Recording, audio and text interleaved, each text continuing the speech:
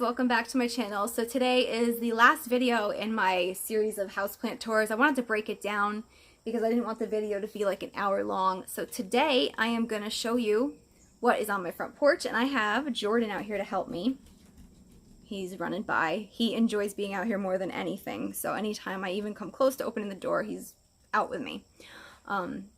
So let's turn this camera around and I'll show you what I've done with the front porch plant-wise. Alright, so I'm going to start with a quick overview. As you come up the stairs here, I'm kind of leaning against the pet gate, but we've got the door. Over to the left is my little sitting reading area, and I try and use this at least, I don't know, 4 times a week. I've really been enjoying it this summer.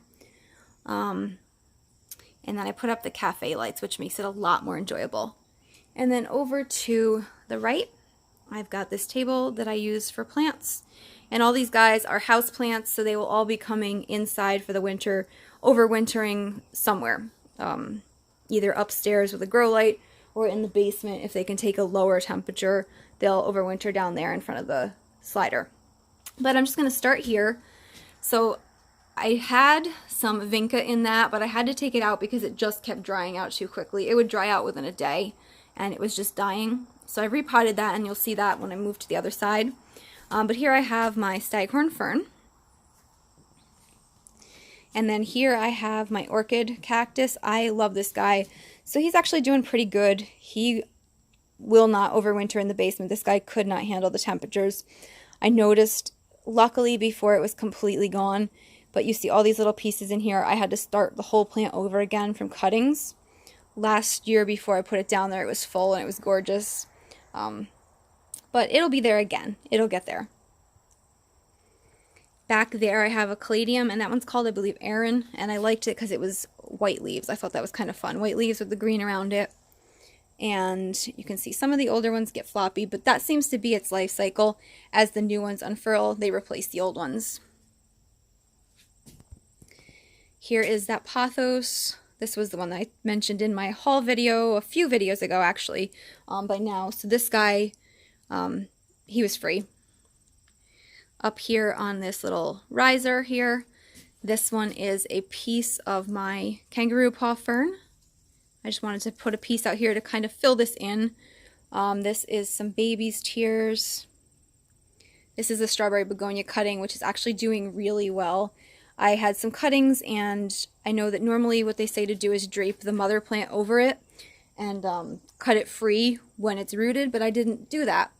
So I just went ahead and made little clips out of paper clips, little like U-shaped clips to hold them in the soil while they rooted, and it seems to be putting on some new growth now, so I'm excited for that.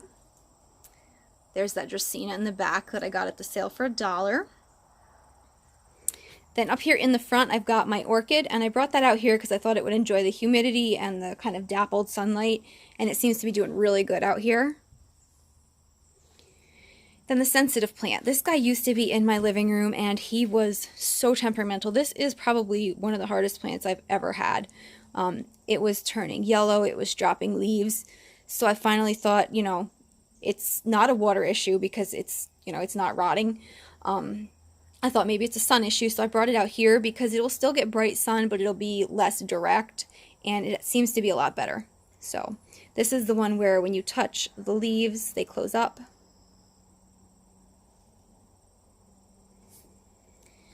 Now this is the goldfish plant, and I know I mentioned this in my houseplant tour. The inside one, I had some cuttings of this going, and you can see, luckily it is in bloom to show you guys, they look like goldfish, which is why it gets its name. It's got like the little fat belly part and the cute, you know. And this plant is a really fun one to grow. This grows fast and it gets really nice. It would look great in a hanging basket, which is what I'm doing with my propagations. And then over here is where I'm keeping the Fiddly Fig. I have got to repot him because those pots drive me crazy, especially with the tag hanging off. But I didn't want to shock him all at once. So he was a $3 clearance find, and here he will get, you can see I have a bit of an overhang, so it's really filtered, but it's bright still. Then if I come around here, I've got a curly lipstick plant. This one is a slow grower for me also. It has put on some new growth. You can see here at the ends it's a little bit different colored. But overall, this is a slow growing plant. I'm not mad at it though. I like it, you know, but So now we'll come over here and Jordan, what are you doing? Okay, so over here in this little area, I've got 2 Majesty palms, and I just stuck them in baskets. I didn't repot them because I wasn't sure if they're going to be a long-lived plant. Some things I've read have said they're very hard to keep inside, so I'm kind of worried when I bring them in to overwinter them that they're not going to make it, and they are relatively affordable. They were like $16, I mean, for a plant of that size.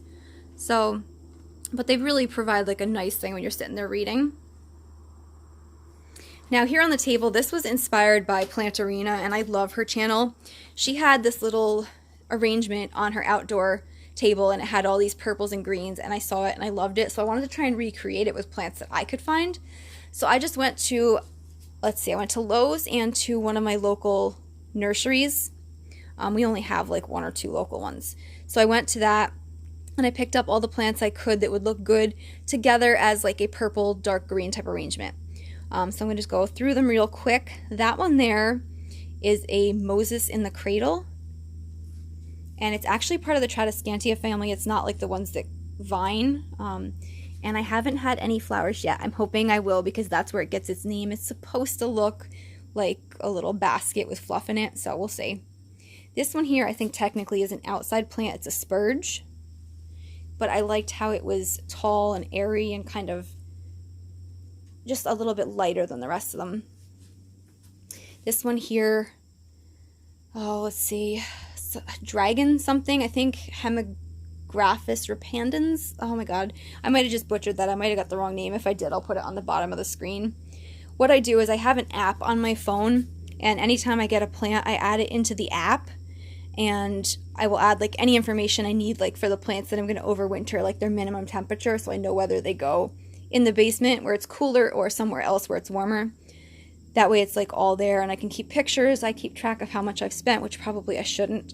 But anyways, the app I find to be really useful. I do pay for it, but it's worth it for me. It's only like $5 and change a month. It's called Sortly if you're interested, and you can use it for anything. I also use it to keep track of other collections. But that aside, then I have the Oxalis over here. And I wasn't a huge fan of this in my house because it gets really unruly and wild, which I know is weird because I've mentioned that I love Ripsalis, which does the same kind of unruly thing. But this one, I love it outside. I think it's great outside. Then over here on this side, I have this guy, which is I think a waffle plant, purple waffle plant. So it's got kind of crinkly leaves, and the underside is lightly purple. And then this guy here is Baby's Tears, and I love this one. So what I've done, I scooted the whole arrangement over, and this pot's going to go inside eventually. I draped another pot with dampish soil here, and I just pressed these into the top so they would take root. It's been about a week now, so maybe another week or two, and I'll just cut between the two. I can move this arrangement back with a little bit more space between it, and I'll have a whole nother pot for inside. And then I've only got 3 more out here. These are hanging plants, so I am going to start here with this one. This is the vinca that I ended up moving here. So you can see I'm going to start here, and we will scroll down. Keep going, keep going. That one got so long. And I'm kind of thinking, when I look at this up close, that it seems like it would root similar to a Pathos with cuttings. So I might cut this before I bring it in and kind of just, you know, maybe make more. Because how cool would it be next year if I work on this all winter to have like a screen of those? I mean, it might look weird with all the planters hanging, but, you know, if I could figure something out, that would be amazing to kind of have like a privacy screen of vinca.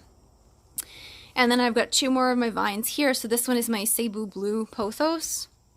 And I love this guy. I love that his leaves are different than the normal ones. They're like a bluish gray color. And he's doing really good out here. And this one came from Lowe's. As soon as I saw them there this year, I actually bought 2 baskets. I bought one for here and one for my desk at work. And then this last one here is a Monstera Adansonii. This is another one I got from Hertz Gardens, and I've been taking cuttings of this. I took some to a plant swap, and I took a bunch to use inside, and it just keeps growing. Now, it's not, I had one before that I ended up killing because I brought it in and it was too cold in the basement, so lesson learned, this guy will not be going to the basement to overwinter. But that one kind of like vined and drooped more. This guy has more of an upright habit, so I mean, I guess it's just each plant is different, but I've been kind of taking cuttings and I'm hoping, you know, to make another pot that will be more of like a curtain of leaves. So. You're gross. What are you doing? What are you doing? Are you weird? You say hi to the camera. So I want to thank you guys for coming on this outdoor houseplant tour with me, I guess. I mean, technically they're all houseplants even though they're outside.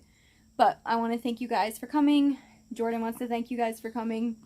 He's ready to go inside and get a treat. So I will see you guys in the next video.